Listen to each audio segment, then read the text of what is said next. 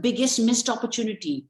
If the PDP had graciously handed over power without and worked to consolidate that peace dividend which we had got after so many years and so much effort. कितने लोग मरे उसके लिए, army वाले मरे, militants मरे, कश्मीरी लोग innocents मरे, कितने लोग मरे उसके लिए, लेकिन आई पीस, अमन मतलब पहुंच गया दरवाजे पे, मतलब आपको it's greeting you, you know, you are enjoying it. I have interviews from that time with young people and they are so full of hope. Communal Kashmir में जो हो रहा था वो हो रहा था, पंडित को निकाल दिया गया था, they had fled and they had been the valley had been stripped and cleansed of pandits. लेकिन जम्मू में तो दोनों साइड्स रह रहे थे आसपास एक दूसरे के साथ, ये नहीं कि कम्युनल उसमें टेंशन नहीं थी. आई एम नॉट सेइंग कि बहुत ही सुहाना और बहुत ही खूबसूरत ऐसा माहौल था, लेकिन बहुत ही ठीक था, वर्केबल था. आदाब, आप सभी लोगों का स्ट्रेट लाइन में बहुत बहुत स्वागत. वादी कश्मीर की जब हम बात करते हैं और उस दौर की बात करते हैं जिस दौर में कश्मीरी पंडितों ने पलायन किया, उस दौर में न्यूज ट्रैक ने बहुत बेहतरीन काम वादी कश्मीर में किया है. न्यूज ट्रैक की वीडियोस हम सब लोग आजकल यूट्यूब पे देखते हैं और न्यूज ट्रैक की वीडियोस से ही हमें पता चलता है कि उस दौर में क्या कुछ हुआ है. लेकिन वो पत्रकार जिन्होंने वो वक्त वो दौर जिया है, उन पत्रकारों से भेंट हो, मुलाकात हो, वो आपको देखी बताएं, ऐसा बहुत कम होता है. इन्हीं में एक बड़ा नाम अल्पना किशोर का है और उसके साथ में मनोज रघुवंशी हैं. मेरे साथ अल्पना किशोर जी हैं.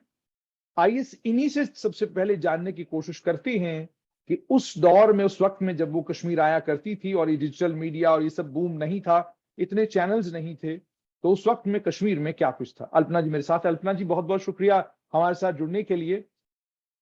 अल्पना जी सबसे पहले मुझे ये बताइएगा, थैंक यू. मुझे ये बताइएगा कि सबसे पहले आपका कश्मीर जाना कौन से साल में हुआ और कौन सी असाइनमेंट थी जिस असाइनमेंट पर आप कश्मीर गई थी. एक्चुअली मैं गई थी कश्मीर फर्स्ट इन 1991, क्योंकि मैंने उस वक्त न्यूज ट्रैक ज्वाइन किया था और मैं बिल्कुल एक रॉ मतलब यंग जर्नलिस्ट थी उस वक्त, और मेरा कोई कश्मीर में कोई एक्सपीरियंस नहीं था, ना मुझे कुछ उसकी हिस्ट्री के बारे में कुछ पता था. मुझे पता था कोई ट्रबल्स वहां पे चल रहे हैं, लेकिन कुछ और नहीं पता था उसके बारे में. मुझे नहीं पता था कि ये 25 साल लंबी दास्तान होगी और मैं जुड़ी रहूंगी कश्मीर के साथ, और वहीं पे मेरी जिंदगी का सबसे अहम और आप कह सकते हैं वैल्यूबल रिपोर्टिंग एक्सपीरियंस जो था रहेगा वहां पे वादी में और जम्मू में.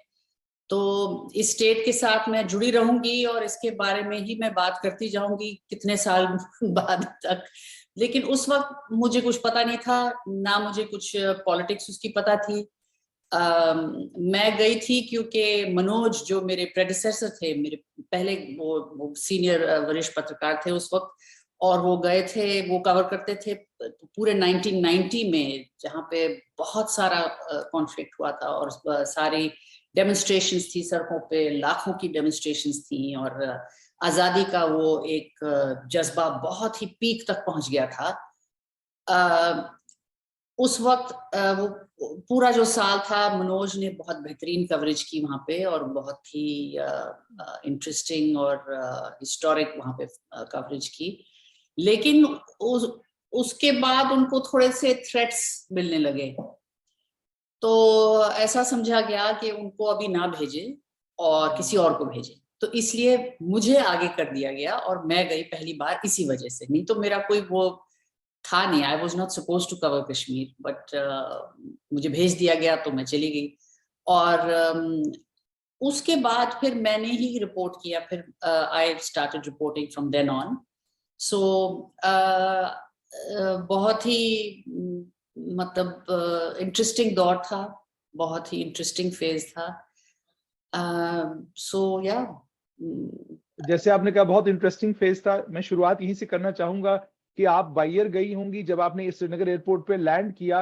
दाएं बाएं क्या देखने को मिला, और जब एयरपोर्ट से बाहर आप निकली तो पहला जो आपका ब्रश विद कश्मीर था वो क्या था?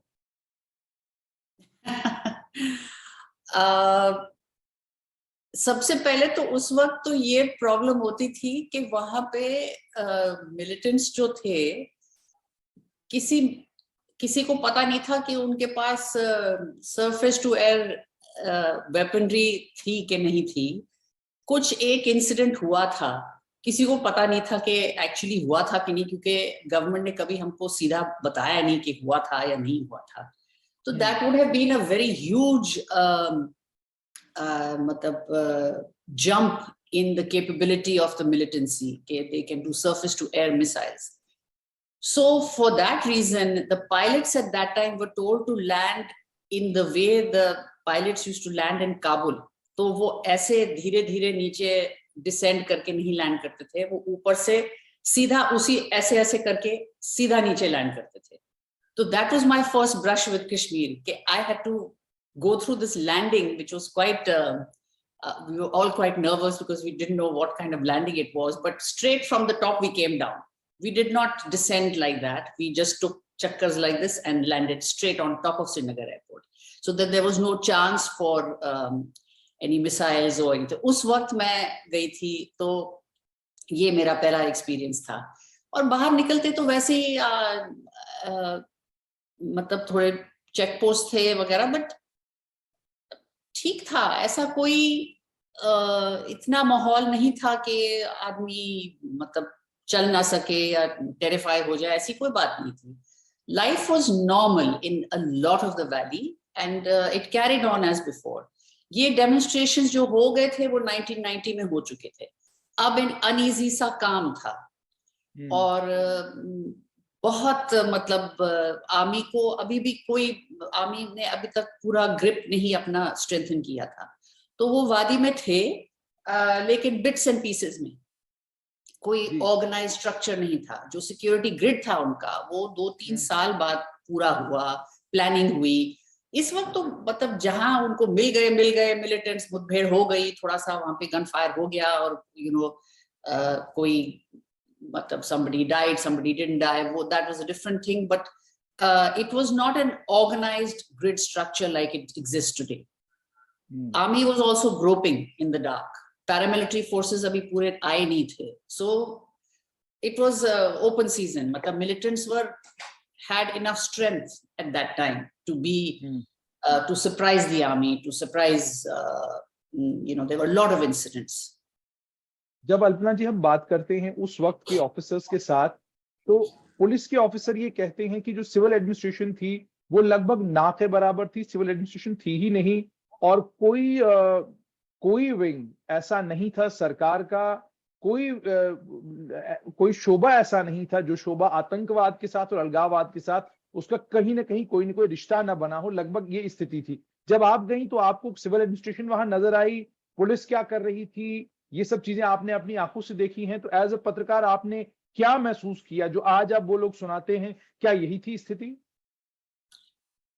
देखिए, हालात तो काफी बिगड़े हुए थे, there is no question about that. हालात तो काफी खराब थे, सिविल एडमिनिस्ट्रेशन थी, लेकिन आप समझ लीजिए कि जो रूरल एरियाज थी उनमें ना के ही करीब थी। मतलब there was no, because rural areas में मिलिटेंसी काफी कुछ डोमिनेंट हो चुकी थी।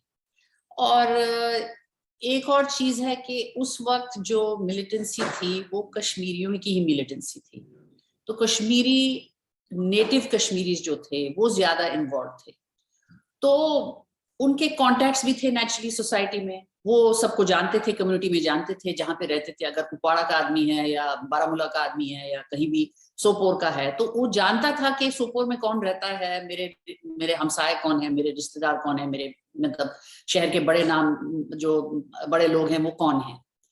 तो थ्रेट्स आती थी, और अगर आपने कुछ किया सिविल एडमिनिस्ट्रेशन में, अगर आप गवर्नमेंट ऑफिशियल हो और आपने कुछ किया जो मिलिटेंट्स को नहीं पसंद आया, तो थ्रेट आ जाती थी आपके घर और आपको पता चल जाता था कि ये चीज वो नहीं चाहते।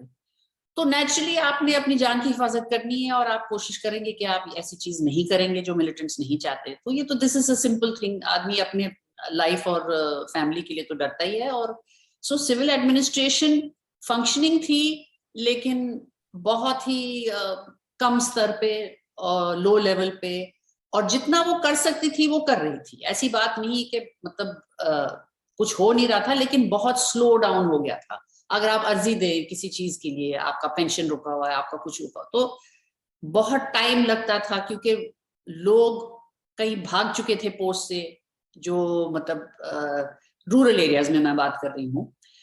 तो वहां पे स्लो डाउन हो गई थी लाइफ काफी इसकी वजह से। और सिविल एडमिनिस्ट्रेशन, पुलिस में तो बहुत ही वो मारा मारी थी, क्योंकि पुलिस तो मारे भी जा रहे थे और उनके बस का था ही नहीं। They did not have the equipment to face the militants, they did not have the training, they did not, तो सिविल पुलिस थी, उनको पता ही नहीं था। ये तो बाद में ट्रेनिंग हुई है, बाद में उनको स्ट्रेंथन किया है, उनको इक्विपमेंट दी, उनको पैरामिलिट्री के साथ उसको और मजबूत किया, तब जाके इन्होंने Kashmir police did many wonderful things. They really stood up to the militancy.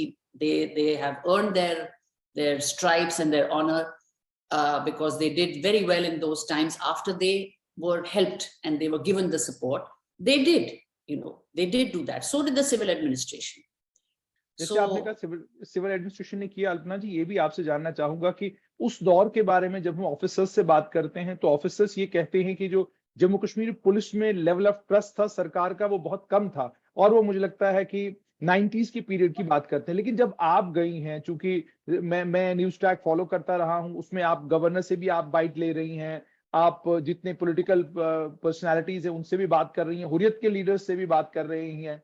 तो जानना चाहूंगा कि क्या वाकई ये हकीकत थी कि पुलिस में विश्वास नहीं रहा था, या पुलिस में विश्वास था लेकिन पुलिस के पास हथियार नहीं था? दोनों।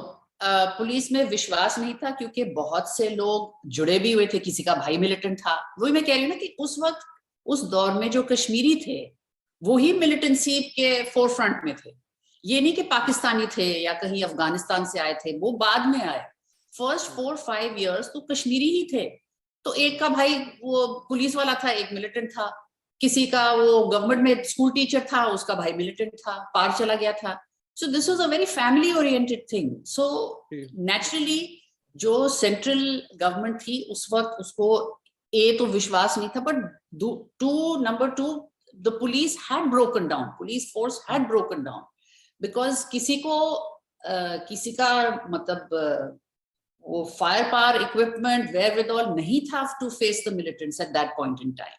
ये तो बाद में जब उन्होंने कहा कि भाई local force has to be the face of the fight back against insurgency, तब जाके उनको ट्रेनिंग दी, उनको प्रिपेयर किया, उनको स्ट्रेंथन किया।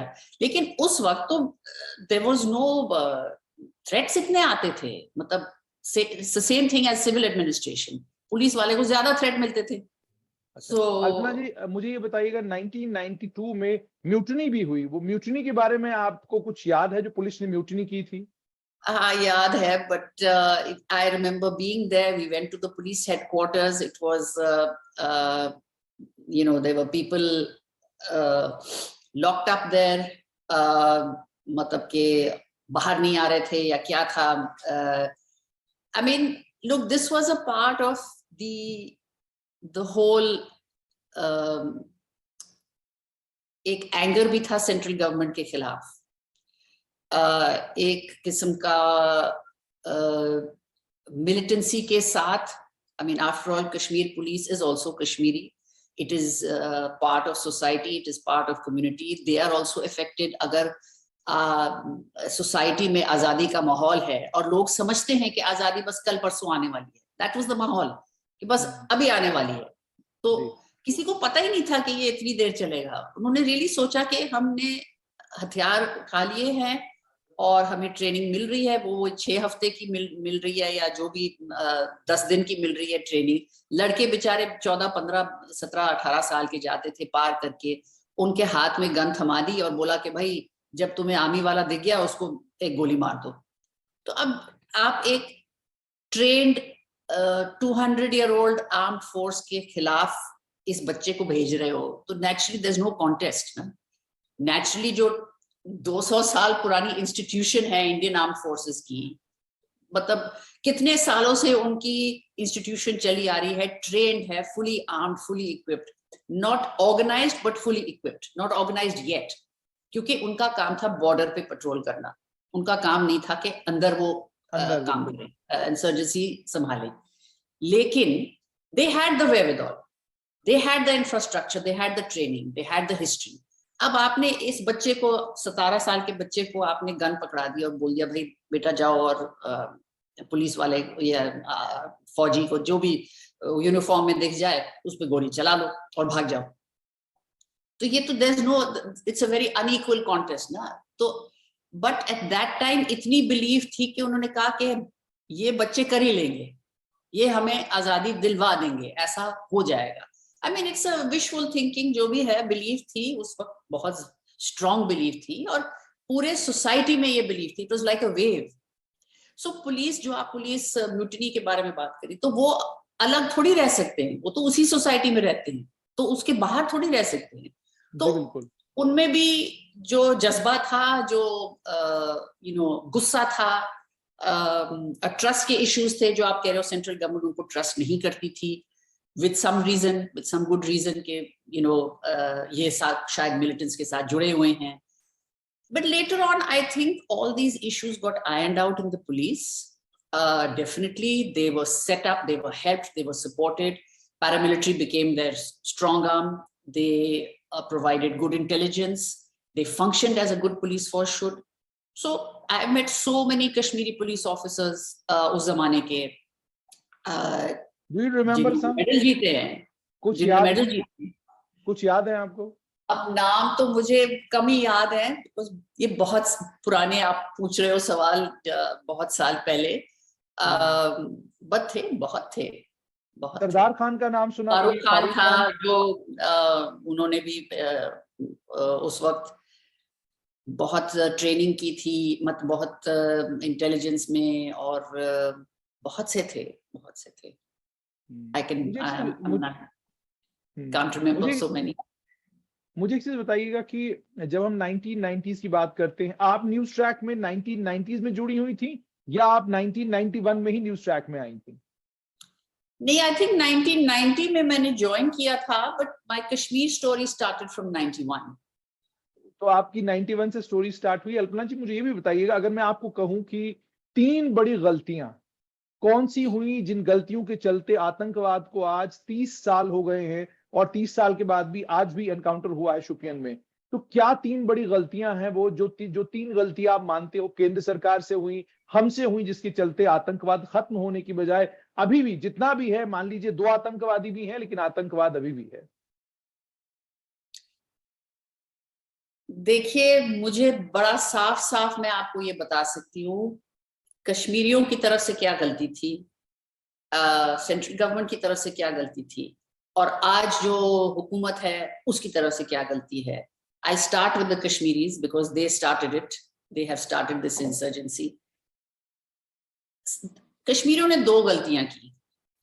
सबसे पहले, Kashmiris, Muslim Kashmiris started thinking of Kashmir as a place that can exist by itself, yet rule over the others without support. मतलब जो उनको इंडिया से इंफ्रास्ट्रक्चर मिला, सपोर्ट जो किसी और स्टेट को नहीं मिला, per capita help that the state has, Jammu and Kashmir has received from the center is by far more than per capita help given to any other state in India. But Kashmiri started imagining कि ये हम अपने आप कर सकते हैं।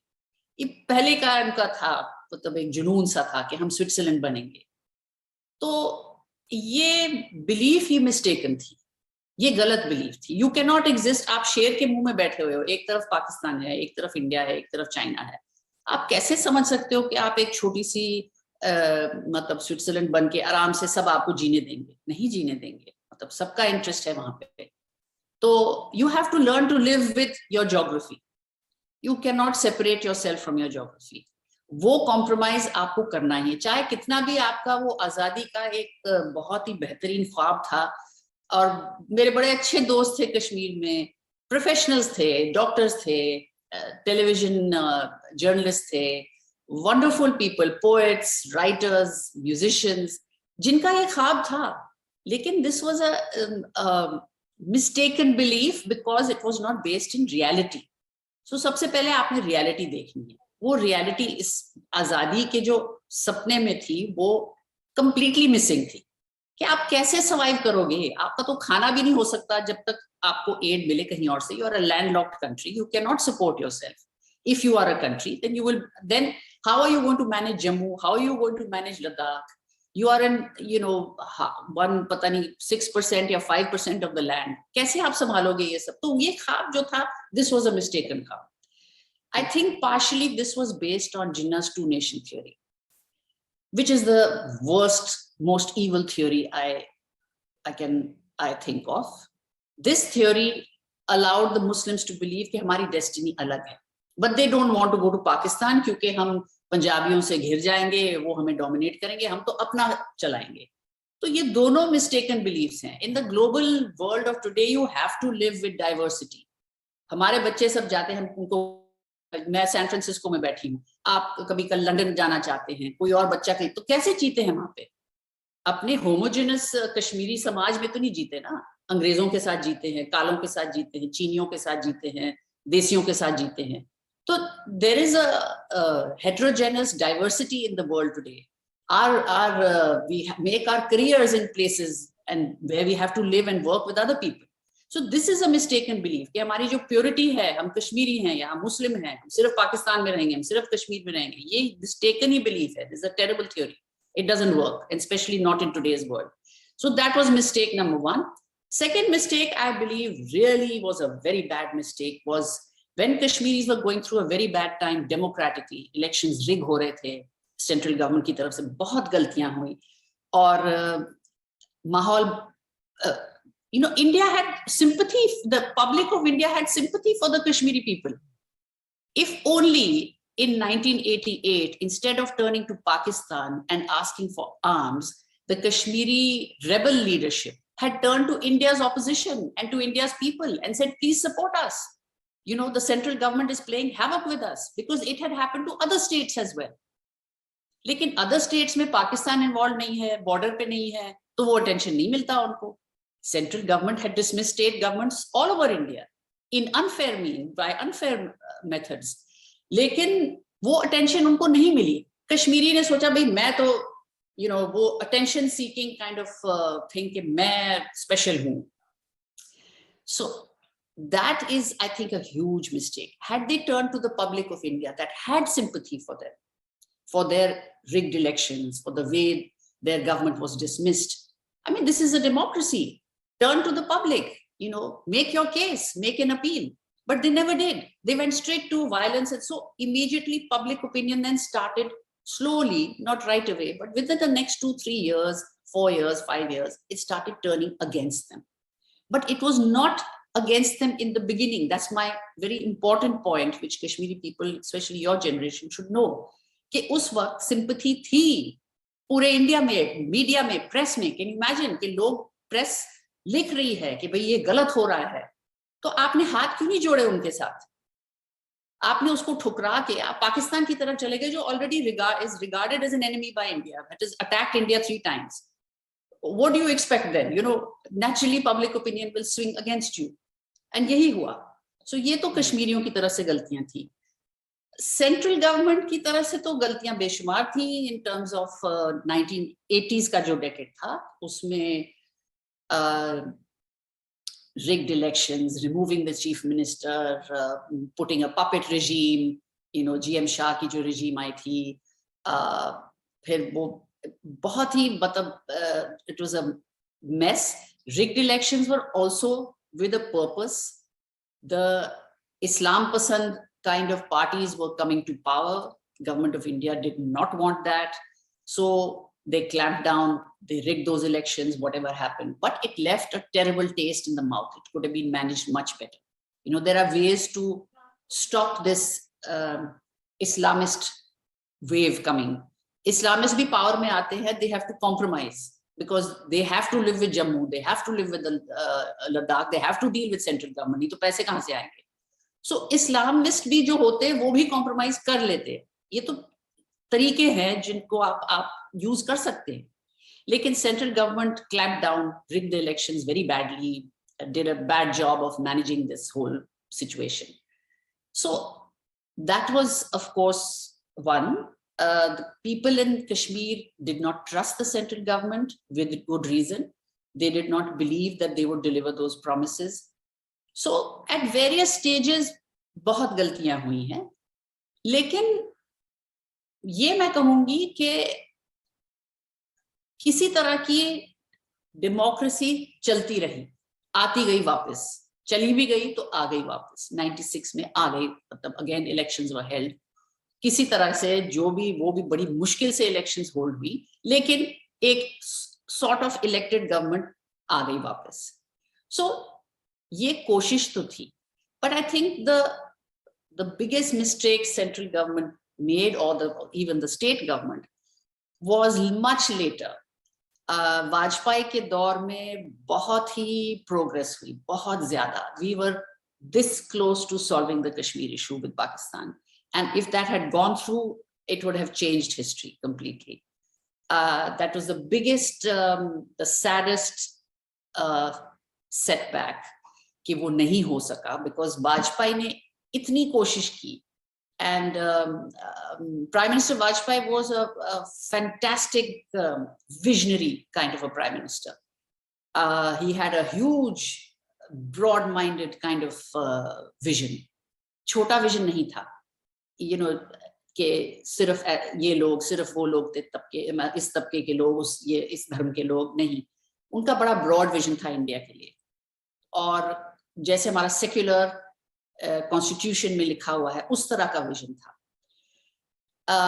चाहे वो बीजेपी के थे जिन्होंने who have advocated हिंदुत्व, लेकिन his vision was extremely broad, and they were all used to working in that manner of government. So even the BJP was used to working in a much broader system, you know, with much more diversity, inclusion. Secularism was an article of faith. ये नहीं था कि हम secularism को हटा देंगे. हाँ, हमारा गोल है कि हम आर्टिकल 370 हटाएंगे, इस डिस्क्रिमिनेटरी, हम यूनिफॉर्म सिविल कोड करेंगे. क्योंकि 4-5 जो उनके सेट चीजें थी, they had those, but they were not bent on कि हम सेक्युलरिज्म को डिस्ट्रॉय करके इन चीजों को हम लेके आएंगे.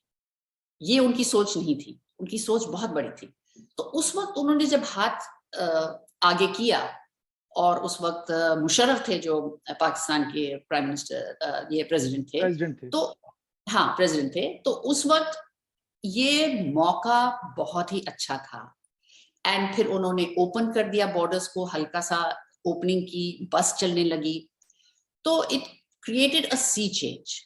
The worst thing that happened was that Mufti Muhammad Sayyid and his party, the PDP, in 2008, I think, decided they do not want to hand over power to Congress as had been agreed in the elections. 2005.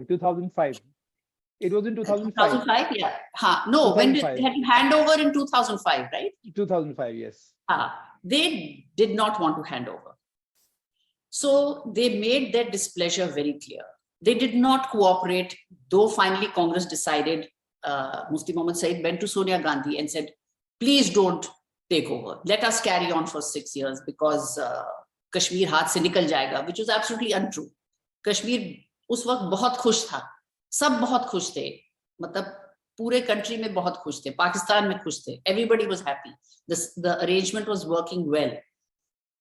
She said, finally she came under pressure from the Congress Kashmir unit, and she said, no, the Congress government will come. So Ghulam Nabi Azad came.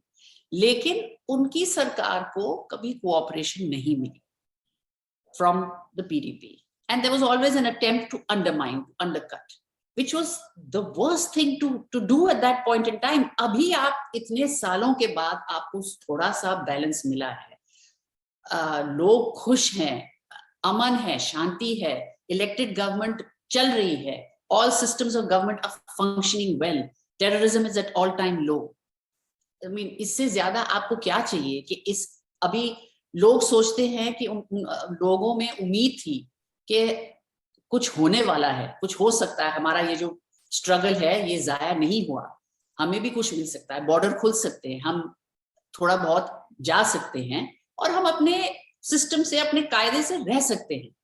तो ये belief आज आ गई थी, can you imagine, ये belief आ गई थी उस वक्त कि ये हो सकता है, व्हिच वाज जस्ट फैंटास्टिक। लेकिन 2008 में वो अमरनाथ वाला जो किस्सा शुरू हो गया, which was just a made up किस्सा, there was no reason for it, कि अमरनाथ ट्रस्ट को Kashmir government is selling land and will take over. उसमें इतनी बिटरनेस आ गई, इतनी कड़वाहट और जहर आ गया, and that was the end, because communal harmony खत्म हो गई।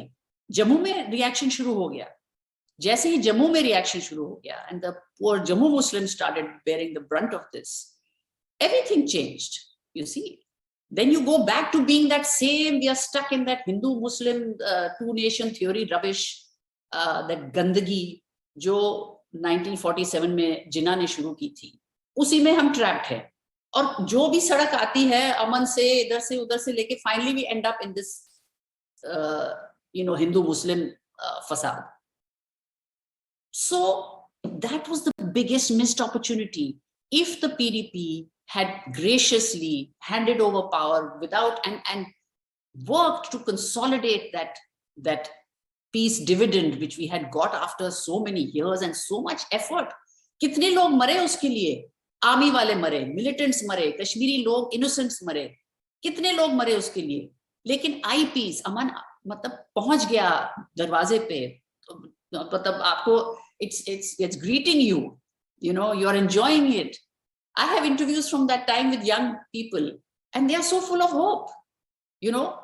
मैंने अपना monograph लिखा, I was doing a fellowship at that time and going through rural Kashmir.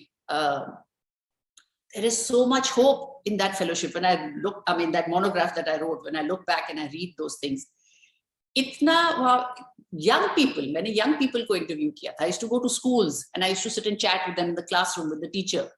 And उनसे बात करती थी मैं, डिबेट होता था क्लास में, some people liked Pakistan, some people liked India, वहां पे डिस्कशन चलती थी, ओपननेस थी। आपके सईद अली शाह गिलानी और जो ये थोड़े हार्डकोर वाले थे, वो रैलीज कर सकते थे, इतना ओपन माहौल था।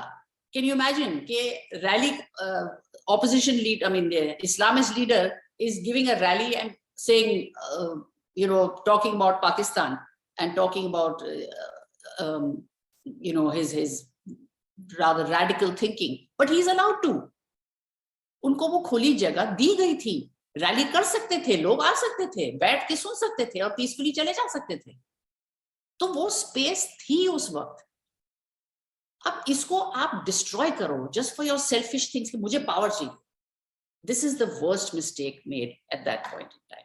तो अगर मुझे समझ आ रहा है तो आप ये कहने की कोशिश कर रही हैं कि जो कुछ वादी कश्मीर में हुआ उसको बहुत बड़ा झटका जो है उस वक्त लगा जब पीडीपी ने कांग्रेस के साथ जो है अलायंस में गुलाम नबी आजाद की मदद नहीं की। अब मैं I hold that period as the determining period, the turning point. No one talks about it, but that is the turning point.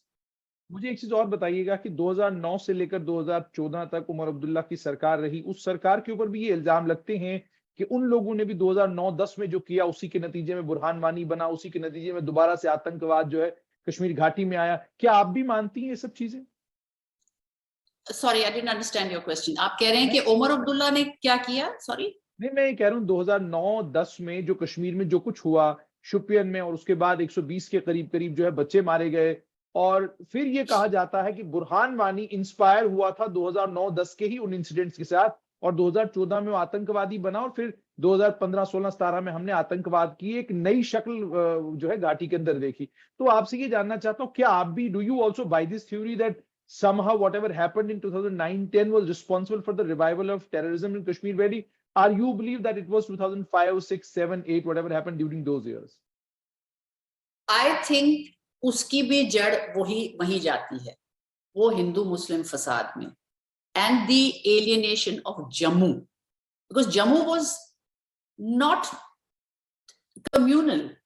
Kashmir में जो हो रहा था वो हो रहा था, पंडित को निकाल दिया गया था, they had fled and they had been the valley had been stripped and cleansed of pandits.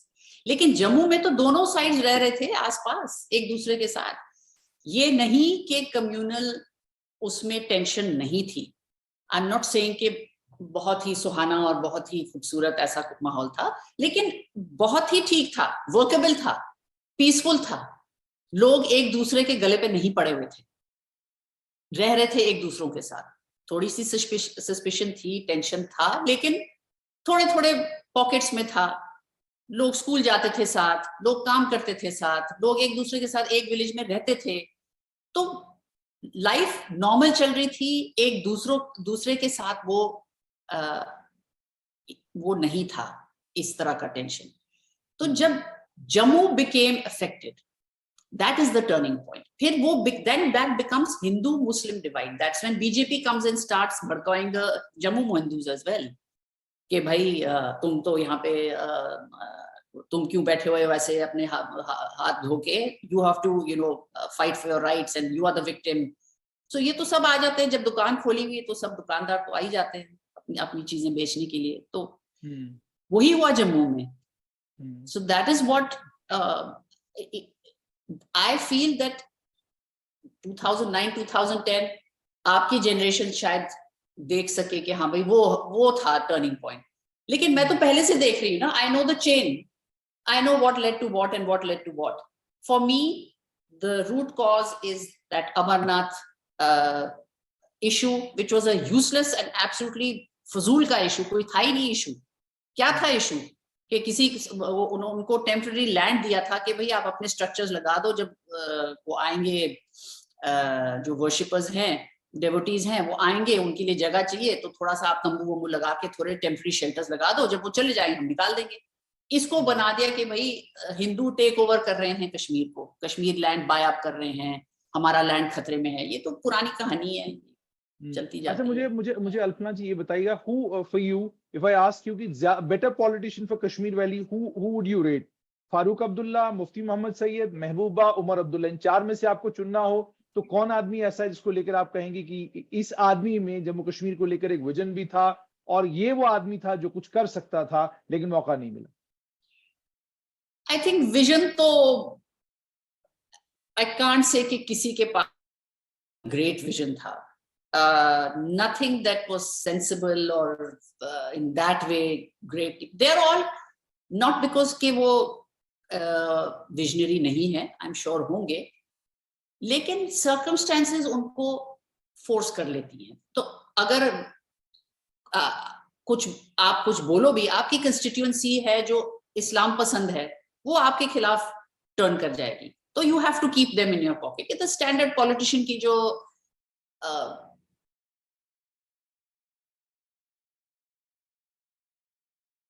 कि भाई Kashmir can not survive without India, there is no chance, it's a landlock country, तो हो ही नहीं सकता, छोड़ दो। लेकिन कोई भड़क जाएगा, कोई कुछ बोलेगा, अगले इलेक्शन में आपको ये सेक्शन नहीं मिलेगा, इस सेक्शन का वोट नहीं मिलेगा, तो आप ये चीजें नहीं बोलते, आप चुप रहते हो। फिर कुछ बोलेगा, आपके हाँ में हाँ मिला देते हो, हाँ हाँ हाँ ये तो ठीक बोल रहा है। सो इट्स नॉट कि वो विजनरी नहीं है, बट मुझे लगता है कि हमारा जो है संपर्क जो है अल्पना जी से टूट गया है। दोबारा कोशिश करेंगे उनसे जुड़ने की।